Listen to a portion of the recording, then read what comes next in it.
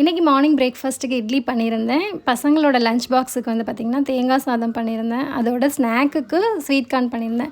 இந்த தேங்காய் சாதத்தோட சைட் டிஷ்ஷாக என்ன பண்ணலான்னு நான் தேடிட்டு இருந்தேன். ஆனால் குழந்தைங்க எனக்கு பன்னீர் ஃப்ரை தான் வேணும்னு சொன்னாங்க. ஸோ காரமே இல்லாமல் தான் இருக்கும். ஸோ பரவாயில்ல பசங்களுக்காகன்னு சொல்லிவிட்டு அதையும் மேனேஜ் பண்ணி நாங்களும் சாப்பிட்டாச்சு. நேற்று வேறு ஹாலிடேயா, அந்த வீக் டேஸில் கிடைக்கிற ஹாலிடேக்கு அடுத்த நாள் நம்மளோட ரொட்டீனை ஸ்டார்ட் பண்ணுறது நமக்கே மடியாக இருக்குது.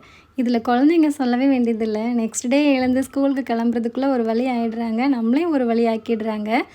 இந்த பன்னீர் ஃப்ரை இருக்குல்லங்க, இந்த பன்னீர் ஃப்ரையில் லைட்டாக உப்பு, கொஞ்சமாக மஞ்சள் தூள், அதுக்கப்புறம் கொஞ்சமாக காரத்துக்காக மிளகாத்தூள் சேர்த்துருக்கேன். அதனோட டேஸ்ட் நல்லா தான் இருந்துச்சு. குழந்தைங்க வந்து ஸ்கூலுக்கு கிளம்பிட்டாங்க.